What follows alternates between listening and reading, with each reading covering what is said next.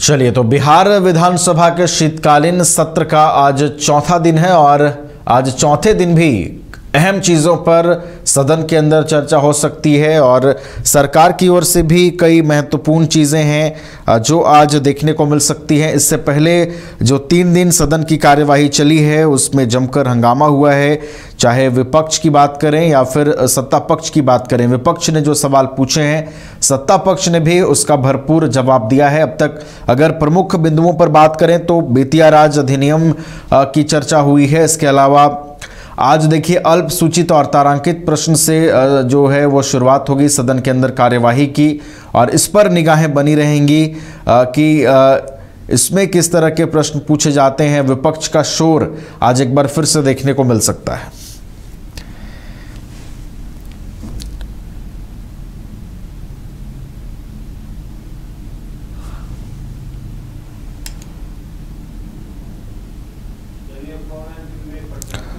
और अधिक जानकारी के साथ सहयोगी विवेक हैं फोन लाइन पर, उनका रुख कर लेते हैं। विवेक, का चौथा दिन है शीतकालीन सत्र का, आज फिर से कयास लगाया जा रहा है कि विपक्ष का शोर दिखेगा, क्या लगता है? जी बिल्कुल नवीन, आज सदन के चौथे दिन है शीतकालीन सत्र का और चौथे दिन जो है सरकार कई जो विधेयक है और इसके साथ साथ जो सीएजी रिपोर्ट है सरकार पेश करेगी।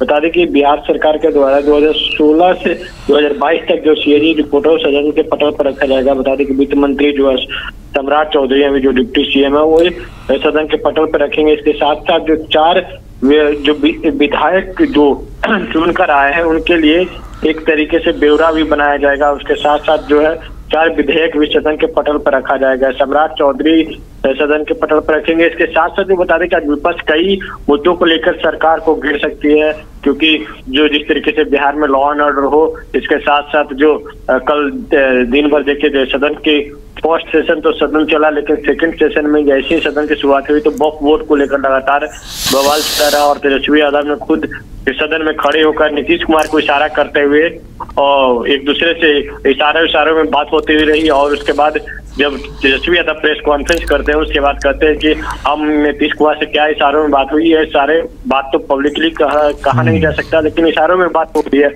तेजस्वी यादव कुछ दिखाई दिए, ऐसे में कहीं न कहीं आज जो कहा जाता है आज भी कई मुद्दों को लेकर जो है सदन के अंदर हंगामेदार देखने को मिल सकता है। इसके साथ ही साथ बता दें कि एक और सबसे बड़ी महत्वपूर्ण बात है, कल बिहार विधान परिषद में जो राबड़ी देवी है, जो नेता प्रतिपक्ष है राबड़ी देवी बिहार विधान परिषद के, उन्होंने सीधे तौर पे मिथिला को एक अलग राज्य बनाने की मांग कर दी। उन्होंने कहा कि मिथिला को अलग राज्य की दर्जा मिलना चाहिए।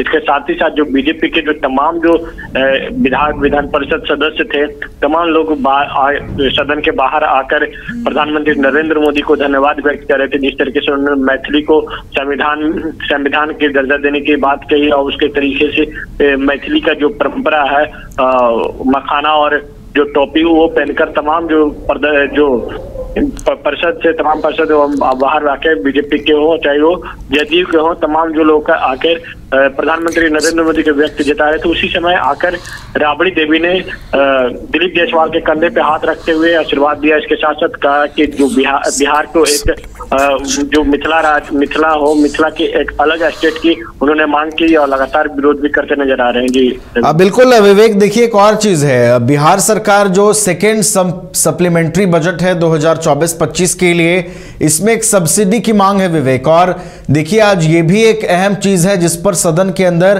चर्चा हो सकती है। डिप्टी सीएम सम्राट चौधरी ने भी बीते दिनों इसका जिक्र किया था कि ये सप्लीमेंट्री बजट पर चर्चा काफी आवश्यक है और आज जब इस पर चर्चा होगी तो देखना होगा कि सब्सिडी की जो मांग है उस पर किस तरह से पक्ष और विपक्ष अपनी अपनी बात रखते हैं। बिल्कुल, जो सेकेंड सप्लीमेंट्री बजट 2024-25 का जो सप्लीमेंट्री बजट है उस पर चर्चा होगी। चर्चा करवाने को लेकर लगातार जो डिप्टी सीएम है सम्राट चौधरी और सम्राट चौधरी के पास से वित्त विभाग में लगातार मांग करते आए कि इस पर चर्चा हो, लेकिन विपक्ष का जो तेवर देखने को मिलता था तो चर्चा नहीं होती थी, बल्कि जो महत्वपूर्ण जो विधेयक भी पास होना था वो विपक्ष की अनुपस्थिति में जो विधेयक भी हो पास करवा ली जाती थी, क्योंकि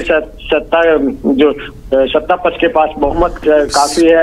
ऐसे में जो सदन के पटल पे जो भी विधेयक आता था वो पास हो जाता था।